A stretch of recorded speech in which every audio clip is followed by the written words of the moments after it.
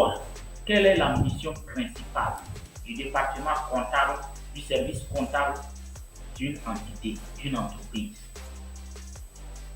C'est de tenir la comptabilité de cette entreprise, enregistrer toutes les opérations comptables dans le livre journal, éditer la balance des comptes, élaborer les états financiers qui reflètent le patrimoine de l'entité, de cette entité. Mais comment enregistrer ces opérations? Comment élaborer, comment éditer la balance? Comment élaborer les états financiers? En commençant par le bilan, le compte de résultat, le tableau des flux financiers et les 36 notes annexes, pourquoi pas, et les états complémentaires. Dans cette vidéo, justement, c'est ce que nous allons voir en pratique. Suivant. Alors, mon frère, ma soeur, comme tout à l'heure on s'est dit, comment passer les écritures comptables? Mais avant de commencer ce sujet, il faut aborder quelques notions élémentaires comme un compte de gestion, un compte de situation, débiter un compte, créditer un compte. Quand est-ce qu'il faut débiter un compte? Quand est-ce qu'il faut créditer un compte? Voyons. Alors, comme la question nous est posée, c'est quoi un compte? Il faut retenir tout simplement que un compte est une subdivision de base, c'est-à-dire le dernier élément en comptabilité, c'est-à-dire c'est un composant d'une classe en comptabilité. Un compte a un numéro et un libellé. Exemple, 101, capital social, 411, client, 57.1, la caisse, ainsi de suite, ainsi de suite. Alors, comme je viens de te le dire, nous avons deux types de comptes. Les comptes de situation et les comptes de gestion. Les comptes de situation sont les comptes du bilan. Les comptes de gestion sont les comptes du compte de résultat. Alors, au niveau des comptes du bilan, c'est-à-dire les comptes de situation, nous en avons deux. Il y a les comptes de l'actif du bilan et les comptes de passif. Les comptes qui commencent par 2, 3, 4 et 5 sont les comptes de l'actif du bilan. Il y a les comptes qui commencent par 1, 4 et 5 aussi, sont aussi les comptes de passif du bilan. Là, il faut lever l'équivoque. Les comptes fournisseurs, c'est-à-dire les K101, ne sont pas les comptes de l'actif, plutôt les comptes du passif. Les comptes de découvert bancaire, quand votre entreprise fait un découvert bancaire, le compte banque n'est plus. Alors, mon ami, nous allons parler maintenant des comptes de gestion. Comme je t'avais dit, on a deux aussi. Il y a les comptes de charges et les comptes de produits. Les comptes de charges, comme par exemple les achats de marchandises, achats de matières premières, achats de fournitures, les services extérieurs, le transport, Internet, tous les frais. Donc, ce sont des charges. Et les produits comme vente de marchandises, vente de services, prestation de services, les subventions qu'on peut obtenir. Et aussi, il y a des charges hors activité ordinaire, des produits hors activité ordinaire qui s'occupent la classe 8. Il est temps maintenant de passer à l'essentiel, l'élaboration des états financiers. On ne peut pas parler des états financiers sans aborder la notion de la balance. La balance, c'est quoi la balance? La balance comptable dessus, c'est un document comptable, c'est un état comptable qui ne fait pas partie des états financiers, mais qui permet d'élaborer les états financiers. La balance peut varier. Alors, mon ami, pour te permettre de bien réussir l'élaboration de ta balance, je vais te rappeler les principes comptables fondamentaux qu'il ne faut jamais oublier. Le compte.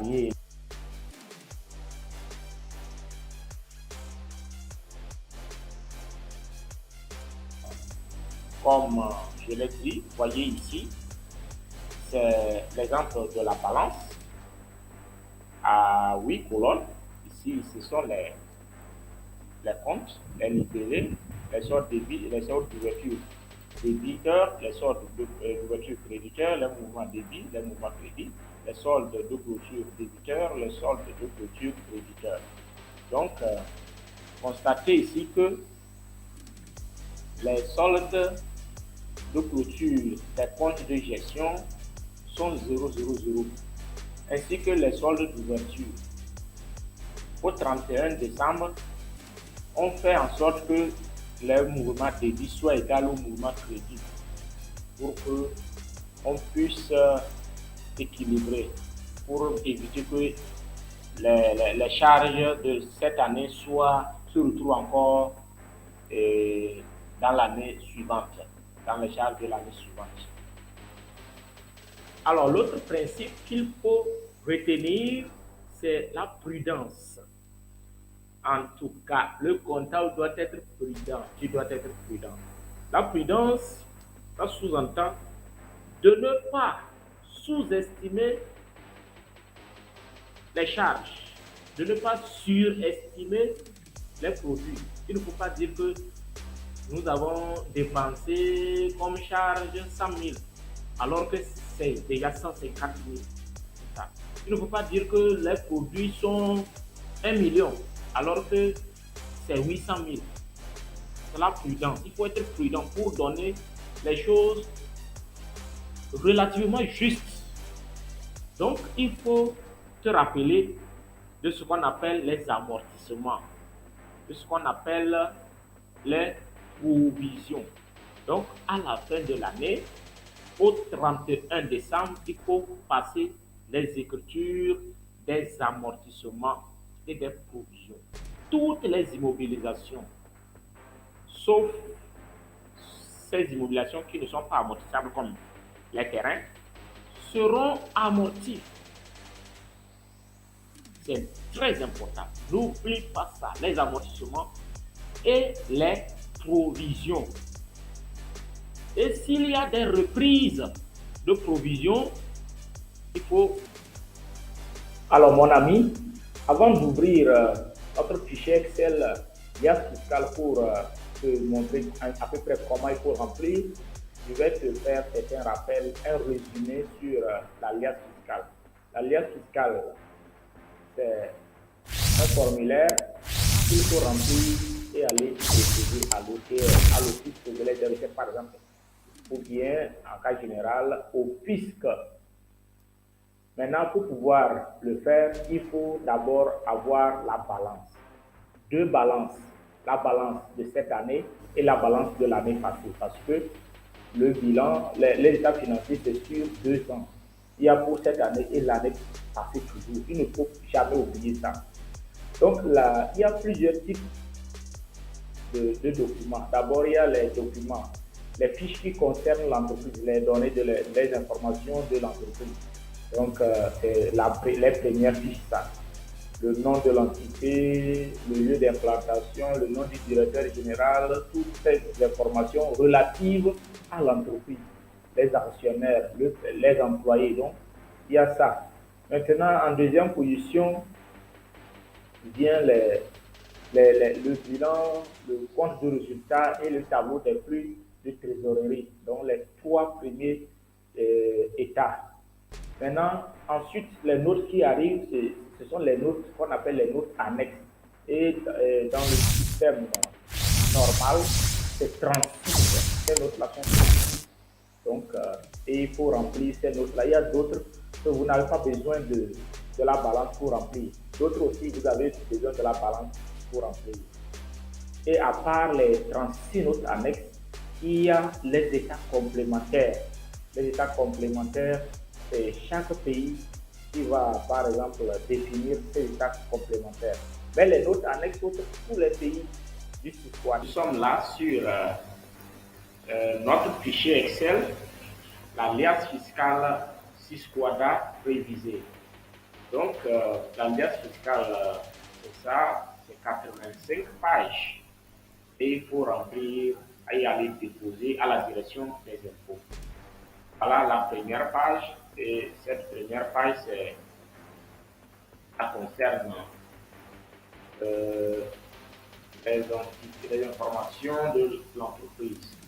Donc, il faut toujours mettre la dénomination sociale, le nom de l'entreprise, c'est ici, le nom de l'exploitant, c'est ici, le nom du directeur général, par exemple, le cycle IGL, l'adresse complète, le numéro de téléphone, vous mettez le numéro d'identification fiscale, vous allez remplir seulement, hein, vous changez les données là et vous mettez vos propres données, par exemple.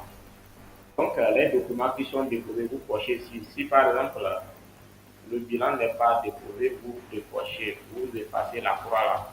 Donc, si les notes annexes sont déposées, vous cochez. Si ce n'est pas déposé, vous ne cochez pas.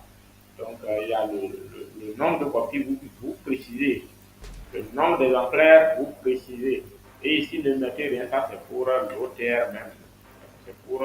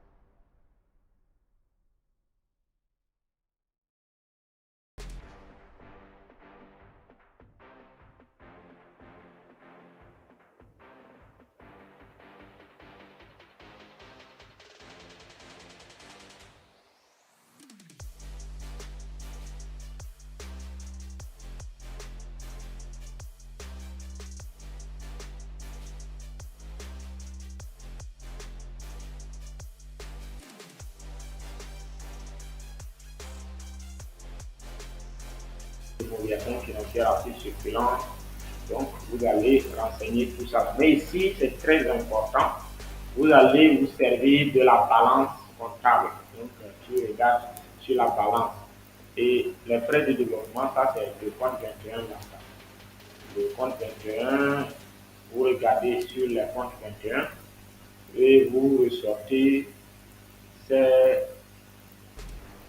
euh, ces montants-là, vous englobez ici. Donc, là, vous voyez, c'est une formule.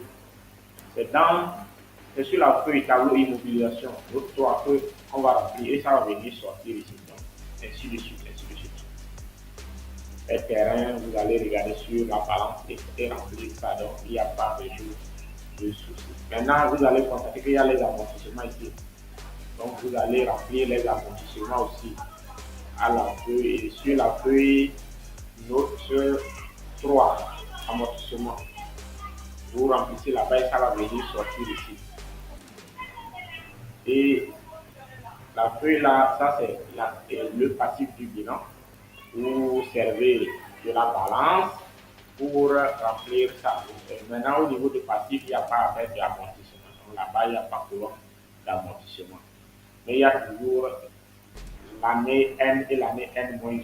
Si nous sommes en 2022, on va renseigner le capital de 2022 ici et le capital de 2021 ici. Donc, c'est ça. On vient sur le compte de résultat, c'est la même chose. Vous servez de la balance pour remplir les ventes de marchandises, la classe 7, ce sont les achats de marchandises, la classe 6, les variations. Donc, il y a les ventes de produits fabriqués, les ventes de travaux, des services, tout ça ici. Il y a les charges de personnel, vous servez de la balance pour ressortir tout ça là ici. Donc, ce n'est pas ici que vous allez renseigner. Gardez ça comme ça et vous allez renseigner sur les notes annexes. Donc, ça va venir se retrouver ici. Ça, c'est le tableau des flux de trésorerie pour remplir. Il y a les flux de trésorerie provenant des entités opérationnelles. Il y a la capacité de cofinancement. Et c'est sur la note 34 que ça va provenir. Il y a l'évaluation, la variation de l'actif. Il y a la variation des stocks, la variation des créances. Tout ça là, ce sont des formules. Donc, il y a les flux de trésorerie provenant des activités d'investissement, les décaissements pour acquisition des immobilisations incorporelles, les décaissements pour acquisition des immobilisations corporelles, ainsi de suite, ainsi de suite. Vous allez renseigner ça aussi. Donc, ça là, c'est le tableau des flux de trésorerie. Ce qui retrace où est-ce que l'argent, d'où est-ce que l'argent est provenu, où est-ce que l'argent est allé. Donc, c'est ça. Voilà, c'est ça aussi. Ah là, c'est le tableau d'un autre annexe. Un autre que vous avez envoyé, vous précisez ici, vous cochez ici. Si vous n'avez pas envoyé, si vous n'avez pas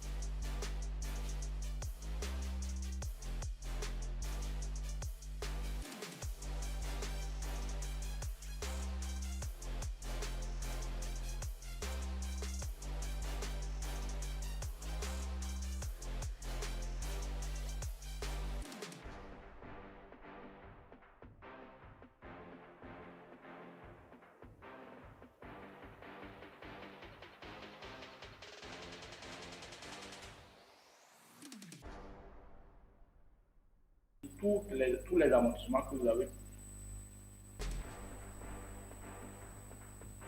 Et ici, ce sont les amortissements que vous avez pratiqués au cours de l'exercice sur les immobilisations. Donc, vous allez préciser tous ces amortissements-là, les amortissements que vous avez pratiqués sur les frais de développement et de prospection. Vous mettez le montant cumulé des amortissements à l'ouverture, vous mettez ici. Le montant cumulé, le cumul des amortissements à l'ouverture, c'est ici. Vous résumez là-bas. Maintenant, l'augmentation, la nouvelle dotation au cours de l'année, les diminutions aux éléments sortis de l'actif. S'il y a eu des sessions d'immobilisation, des ventes de biens, il faut diminuer le montant là, le montant, le cumulé là, il faut diminuer ça, ainsi de suite, ainsi de suite. Et vous allez toujours regarder la balance, puisqu'on ne peut pas faire le bilan, on ne peut pas faire les états financiers sans la balance. Ici, c'est la plus-value, la moins-value de cession des immobilisations. La plus-value, la moins-value, c'est quoi? Par exemple, vos immobilisations, lors de la vente, de la cession, tel que vous avez dit que non, la valeur de cette immobilisation, par exemple, c'est 100 000, mais lors de la vente, vous constatez que non, ce n'est pas à 100 000, mais vous pouvez vendre à 150 000. Les 150 000 là, c'est la plus, et les 50 000, la différence là, c'est la plus-value. Et, ou bien, par exemple, vous avez dit dans votre comptabilité que cette immobilisation va coûter 100 000, mais lors de la vente, vous constatez que votre valeur comptable nette là, ça ne peut pas atteindre 100 000. C'est 50 000 par exemple. Et là, la différence là, c'est la moins-value de cession. Donc, s'il y a eu des plus-values ou bien des moins-values, vous allez mettre ces valeurs-là ici. Vous allez renseigner toutes ces valeurs-là. Ici, si c'est sur les terrains, vous mettez, si c'est le bâtiment, vous mettez, si c'est les titres de participation, vous mettez tout. Et ici, c'est la note 3E.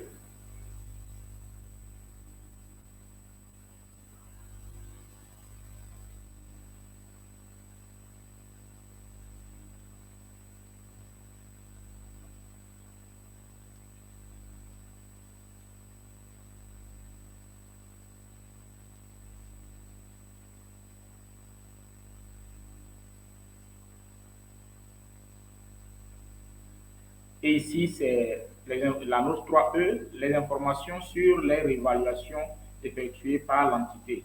Donc, s'il y a eu des réévaluations que vous avez effectuées, des réévaluations des immobilisations, vous allez mettre les montants ici. Par exemple, le terrain était à 500 000, mais au cours de l'année, vous avez constaté que non, il faut réévaluer, il faut faire une réévaluation. Maintenant, vous allez mettre les 500 000 ici et le montant que vous avez réévalué. Si c'est augmenté, vous mettez le montant là ici. Écart et provision spéciale de réévaluation. Donc, si c'est diminué, vous mettez l'écart là ici. Mais si c'est augmenté aussi, vous précisez aussi l'écart là. C'est ça. Et ici,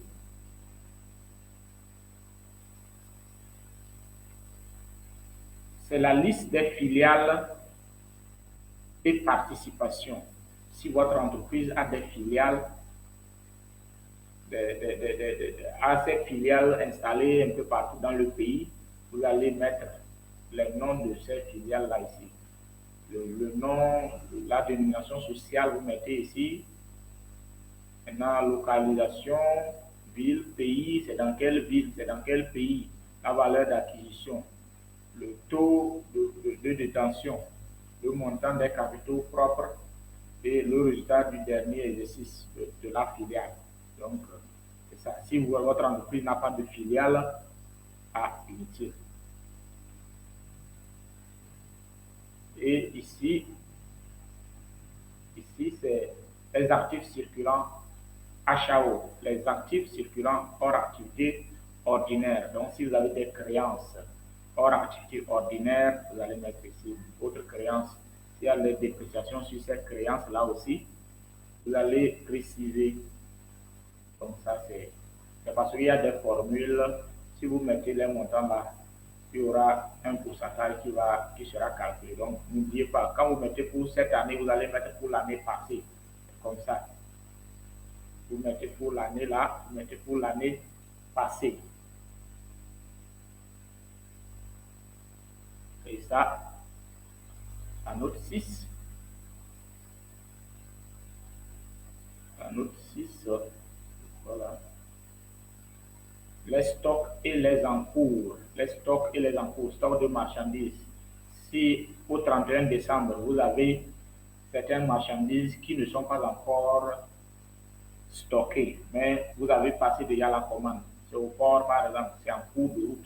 Bien dans 2 semaines, ça va venir. Vous mettez le montant du stock en cours.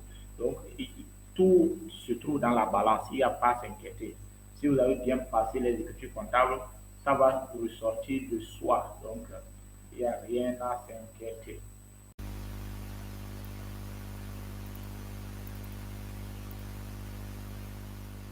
Et ici, c'est les clients à note 7, c'est-à-dire les créances, ceux-là qui vous doivent de l'argent, ceux-là qui doivent de l'argent à votre entreprise. Donc, s'il y a ces cas-là, vous précisez les montants ici. Client hors réserve de propriété.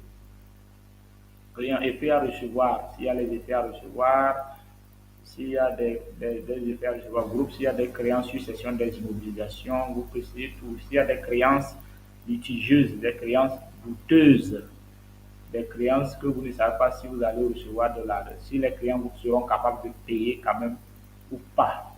Donc, vous mettez ces montants-là ici. Et puis, vous n'oubliez pas de mettre ces mêmes les montants-là pour les années passées, hein, pour années antérieures. Si ici c'est 2030, 2030 ici, ça c'est 2029.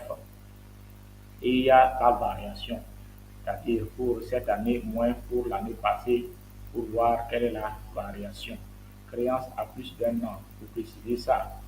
La créance à plus d'un an et 2 ans au plus, vous précisez.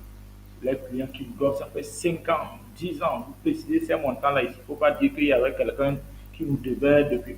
Non, on met ça ici. Maintenant, ici, c'est les autres créances. Les autres créances. Il arrive de fois qu'il y a le personnel, les employés même doivent à l'entreprise, les organismes sociaux comme la caisse de sécurité, la caisse de retraite même doit à l'entité. Donc tout ça là, vous allez mettre ces montants-là ici. Vous mettez pour cette année, vous mettez pour l'année passée.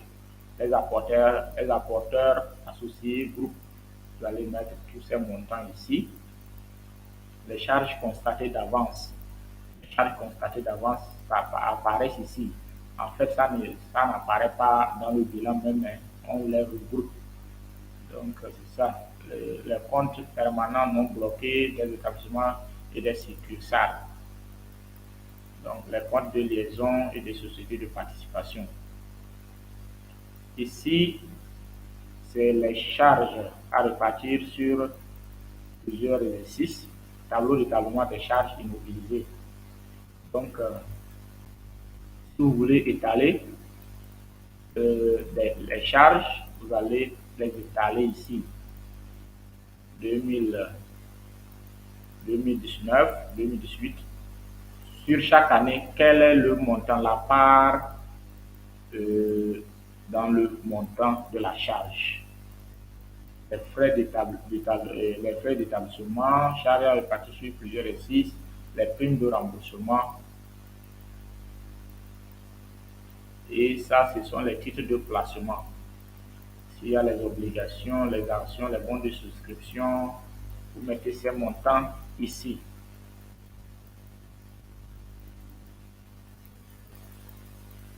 Et ça, c'est les valeurs encaissées, les effets encaissés, les chèques encaissés, les bons de souscription, carte de crédit, Vous précisez ces montants-là ici. Ça là, ce sont des... C'est la trésorerie. Donc, vous allez mettre tout ça là ici. La banque, la caisse, tous les montants, les chèques, vous allez mettre ici. Préciser la liquidité de l'entreprise, quoi. Les écarts de conversion. S'il y a eu des écarts de conversion des devises, vous allez mettre les différences devises, montant devises, cours UML année acquisition, cours UML au 31, variation. Maintenant, les capitaux. Vous allez mettre les détenteurs de capitaux, les détenteurs des parts sociales. Chacun avec le montant qu'il détient. Ici, ce sont les primes et les réserves. Les primes et les réserves. Ça, c'est les primes et les réserves. Report à nouveau, prime d'apport et d'émission, prime de fusion, prime de conversion. Donc, vous mettez ces primes-là, les montants de ces primes et les réserves que vous avez constituées, les subventions et les provisions réglementées. Donc, s'il y a des provisions que vous avez faites, vous mettez ces provisions-là ici.